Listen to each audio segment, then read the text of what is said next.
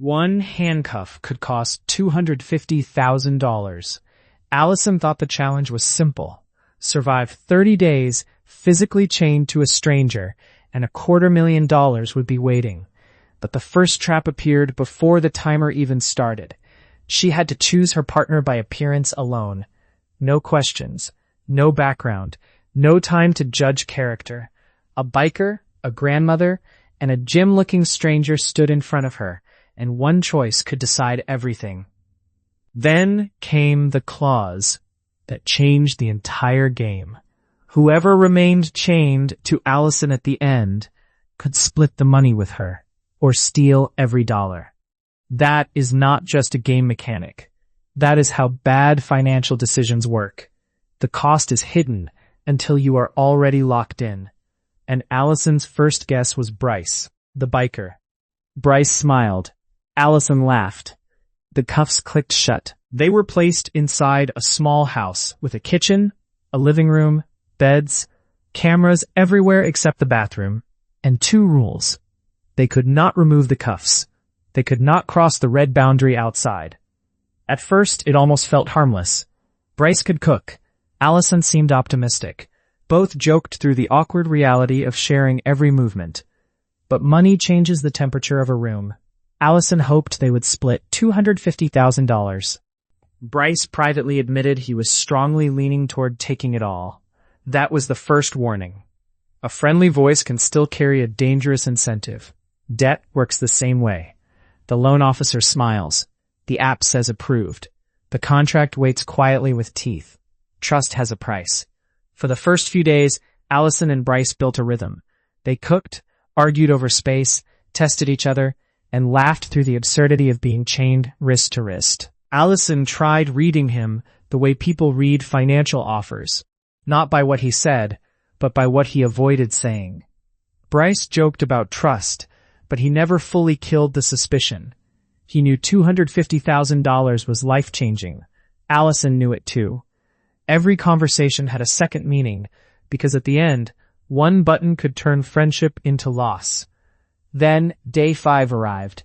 The rules expanded. A limousine pulled up. Out came 3 new options. A cheerleader, a pregnant woman, and a lawyer. Allison had to choose again without speaking to them. The lawyer looked clever. The pregnant woman had a powerful reason to want the money. The cheerleader might have student debt. Allison chose the cheerleader, Skylar. New cuffs, new risk, new emotional math. Skylar brought instant warmth. Their bond felt easier than Bryce's. They did spa-style routines, shared jokes, ran back-to-back in the house, and found silly similarities, including a shared preference for green mint chocolate chip ice cream. But the danger was still there. Likability is not reliability. Skylar talked about using money wisely. She said she would ask her father how to invest, because she feared waiting too long to share that experience with him. That detail hit Allison differently. It was no longer just cash. It was time, family, and regret. Then Skylar slipped. She celebrated being closer to $250K, forgetting that Allison was listening. It sounded like a private ambition escaping through a crack. One word can expose motive. By day 10, the challenge stopped being a house experiment. Allison and Skylar were moved into another active challenge, inside a grocery store, where 4 people were trying to eat all the food for $1 million. Now, Allison had to choose one of those men as her next chained partner for 5 days. She asked questions, but everyone had an answer. One man said he would accept $125,000 and would never steal. Another stayed quiet. Allison picked Juan, the quiet one. Juan changed the tone immediately. He worked blue-collar jobs, woke around 5 in the morning, and connected with Allison through construction. He operated heavy equipment and tore buildings down. Allison built things. Their shared work ethic mattered more than any polished pitch. Sometimes trust does not sound persuasive. It sounds steady. Inside the grocery store, Allison helped with food. She exercised with the group. She even helped make cauliflower juice, which looked like punishment disguised as nutrition. But the real test was emotional. Juan told Allison he had 6 children. He said he never stole food, money, or anything else. His reason for being there was simple. Family. Allison opened up too. Her father had recently been diagnosed with dementia, and she wanted to help her parents because they had cared for everyone else first. That conversation did what no sales pitch could do. It created proof through values. Juan did not perform trust. He simply behaved like someone who already had it. Then, day 15 arrived. Allison's next choices were a fighter, a cowboy, and a sumo wrestler. She selected Jason, the cowboy. Moments later, the small house from earlier was destroyed by a dropped plane, and the wreckage became their home for the next 5 days. It was ridiculous. It was also revealing. Jason was charming, funny, and full of plans. He wanted money to build a kids' cowboy camp with sheep for younger children and junior bulls for 13 and 14-year-olds. But whenever Allison pushed him on whether he would split, his answers bent around the question. He never gave her the clean sentence she needed. That matters. Because in finance, vague language is not harmless. Low monthly payment can hide a terrible loan. Limited time offer can hide pressure. As of now can hide a future betrayal. As of now is expensive. Day 20 brought the final new partner. Allison saw a rock star, a fisherman, and a professional basketball player. She chose the athlete, Bree. This time, the setting changed again. Allison and Bree entered another challenge space, where a couple was trying to lose 150 pounds before their wedding. After days in cramped rooms and wreckage, this new place felt almost luxurious. There was room, movement, workouts, tennis, showers, and energy. Bree was magnetic. She talked easily. She trained hard. She said money would help her family, especially an aunt who had been homeless. But privately, Bree saw the game with brutal clarity. Allison had already won money before, and Bree believed Allison would need to convince her not to take the whole $250,000. That is what makes financial traps so dangerous. The person across from you may have a completely different definition of fairness. You may think the deal is about trust. They may think it is about survival.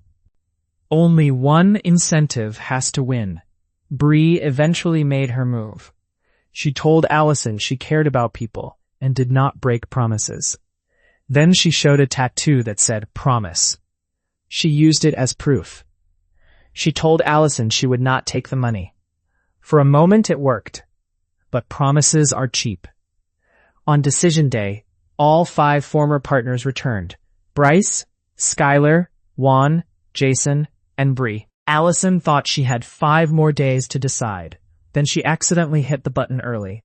The final phase began. The rules became sharper.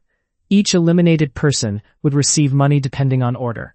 $10,000 first, $20,000 second, $30,000 third, and $40,000 fourth.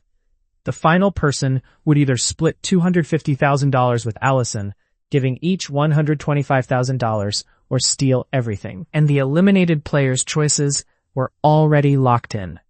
That means Allison was no longer judging what people said now. She was judging decisions they had already made. No speeches could save them. No tears could rewrite the button. The truth was waiting behind colored lights.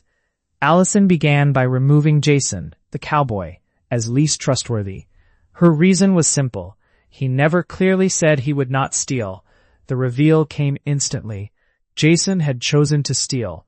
If he had remained last, Allison would have lost all $250,000. The cowboy camp story was not enough. The charm was not enough. The plans were not enough.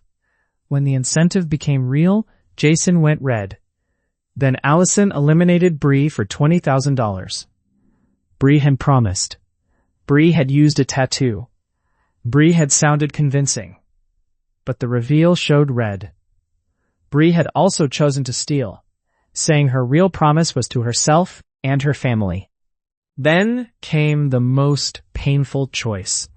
Allison believed Juan was honest, but she eliminated him for $30,000. Why? Juan had told her he would be okay with whatever amount she gave him. Allison believed he could still succeed in the grocery store challenge, and she wanted to leave more money available for others. Juan's light turned green. He had chosen to split. He smiled anyway. That moment changed the entire game. Because the honest person did not fight the outcome. He did not punish Allison for protecting herself. He accepted the result with the same steadiness that made her trust him in the first place. Allison had eliminated one of the good ones. Now only Bryce and Skylar remained. Bryce was the first partner, the original risk, the biker who had smiled when the cuffs closed. Skylar was the cheerleader, the friend, the person who had seemed warm from the start. Both had reasons to want the money. Both had spent time close enough to make Allison doubt herself, and both could still destroy her outcome. Allison waited more than 24 hours before pressing the button again. She reviewed every moment. Bryce cooking, Skylar bonding, Bryce joking, Skylar talking about her father, Bryce seeming easy, Skylar accidentally saying $250K. Every memory became evidence. Every smile became a question. Allison eliminated Bryce for $40,000. She believed he had chosen green. She was wrong. Bryce had selected steel. He would have taken the entire $250,000 if she had trusted him last. The first choice, the friendly start, the person who made the game feel possible, had been a red decision all along. The opening handshake was a trap. Only Skylar remained behind the curtain. If Skylar had chosen steel, Allison would leave with nothing after 30 days chained to strangers. If Skylar had chosen split, both would receive $125,000 each. There was no more strategy, no more partners, no more second chances, just one curtain, one decision, and one final test of character. Allison had survived the cuffs. Now she had to survive the incentive. The curtain dropped. Skylar was there with the money. Allison had done it. She had not picked perfectly. She had trusted the wrong people at times. She had even eliminated Juan, the person who truly chose to split. But she survived because she learned the real rule before it was too late. Trust is not a feeling. Trust is a pattern. Jason avoided clarity. Bree overperformed certainty. Bryce seemed friendly, but hid a red decision. Juan had no script, and Skylar stayed consistent enough to win. That is personal finance in human form. A payday loan, credit card offer, car payment, or easy monthly plan can feel manageable at first. Then the hidden cost appears after the cuffs are closed. By then, the lender does not need to steal. The contract already did. The lesson is not to trust nobody.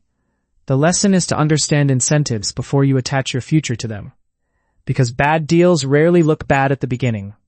They look friendly. They look urgent. They look like help. And when you are tired, stressed, or desperate, the worst offer in the room can feel like the only door still open. Allison walked away with $125,000. Skylar walked away with $125,000. But the bigger prize was the warning. Allison won because she noticed the quiet truth before the loud promise destroyed her. Money does not reveal character slowly. It reveals incentives instantly. Never chain your future to someone else's profit.